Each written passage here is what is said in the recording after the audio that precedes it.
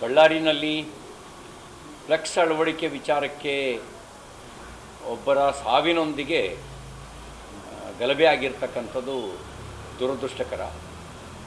ವಾಲ್ಮೀಕಿ ಜಯಂತಿಯ ಆಚರಣೆಗೆ ಪ್ರಾರಂಭಿಸಿದ್ದೇನೆ ಭಾರತೀಯ ಜನತಾ ಪಾರ್ಟಿ ಸರ್ಕಾರ.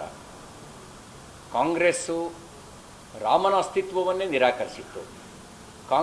ರಾಮನ ಅಸ್ತಿತ್ವವನ್ನೇ ನಿರಾಕರಿಸಿತ್ತು ಅಂದರೆ ವಾಲ್ಮೀಕಿ ಅಸ್ತಿತ್ವವನ್ನು ಕೂಡ ನಿರಾಕರಿಸುವ ಕೆಲಸವನ್ನು ಪರೋಕ್ಷವಾಗಿ ಕಾಂಗ್ರೆಸ್ ಮಾಡಿತ್ತು. ರಾಮ ಅನ್ನೋದೇ ಒಂದು ಇತಿಹಾಸ ಅಲ್ಲ, ಅದು ಕೇವಲ ಕಥೆ ಅಂತಕ್ಕಂಥ ವಾದವನ್ನು ಸುಪ್ರೀಂ ಕೋರ್ಟಿಗೆ ಇಡುವ ಕೆಲಸವನ್ನು ರಾಮಸೇತು ಮೊಕದ್ದಮೆ ಸಂದರ್ಭದಲ್ಲಿ ಮಾಡಿದರು. ಇದ್ರ ಜೊತೆಗೆ ಸಮಗ್ರವಾಗಿ ಸರ್ಕಾರ ತನಿಖೆ ನಡೆಸಬೇಕು. ಪೂರ್ವಾಗ್ರಹ ಮತ್ತು ದ್ವೇಷ ಈ ಒಂದು ತನಿಖೆಯಲ್ಲಿ ವ್ಯಕ್ತ ಆಗಬಾರ್ದು. ನಿಷ್ಪಕ್ಷಪಾತವಾಗಿರ್ತಕ್ಕಂಥ ನ್ಯಾಯಯುತವಾದ ತನಿಖೆ ನಡೀಲಿ. ಯಾರು ಗುಂಡಾರಿಸಿದ್ರು, ಯಾರು ಕೊಲೆಗೆ ಕಾರಣ ಅನ್ನೋದು ತನಿಖೆ ಆಗಬೇಕು ಮತ್ತು ತಪ್ಪಿತಸ್ಥರಿಗೆ ಶಿಕ್ಷೆ ಆಗಬೇಕು.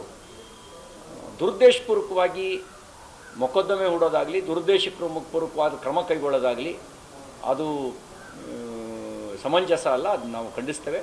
ನ್ಯಾಯಯುತವಾಗಿ ನಿಷ್ಪಕ್ಷಪಾತ ತನಿಖೆ ನಡೀಲಿ. ಒಂದು ವೇಳೆ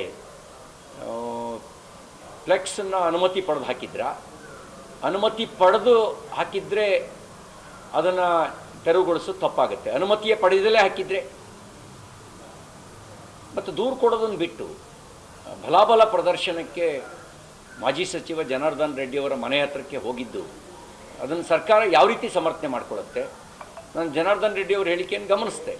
ನನ್ನನ್ನು ಹತ್ಯೆ ಮಾಡುವ ಉದ್ದೇಶದಿಂದಲೇ ಎಲ್ಲರೂ ಬಂದಿದ್ದಾರೆ ಅಂತಕ್ಕಂಥದ್ದನ್ನು ಅವರು ಹೇಳಿದ್ದನ್ನು ನಾನು ಗಮನಿಸಿದೆ. ಇದನ್ನೆಲ್ಲ ನೋಡಿದಾಗ ಇದೊಂದು ನೆಪ ಆಗಿ ಮಾತ್ರ ಕಾಣುತ್ತೆ. ಇದ್ರ ಹಿಂದ್ಗಡೆ ಬೇರೆ ಏನೋ ಇರುವ ಸಾಧ್ಯತೆಗಳಿದ್ದಾವೆ. ಇದರೆಲ್ಲದರ ಸಮಗ್ರ ತನಿಖೆ ಆಗಬೇಕು ಅಂತ ನಾನು ಆಗ್ರಹಿಸ್ತೇನೆ. ದುರುದ್ದೇಶಪೂರ್ವಕವಾಗಿ ಯಾರ ಮೇಲೂ ಕ್ರಮ ಆಗಬಾರ್ದು. ನಿಷ್ಪಕ್ಷಪಾತವಾದ ನ್ಯಾಯಯುತ ತನಿಖೆ ಆಗಲಿ ಅಂತ ಆಗ್ರಹಿಸ್ತೇನೆ.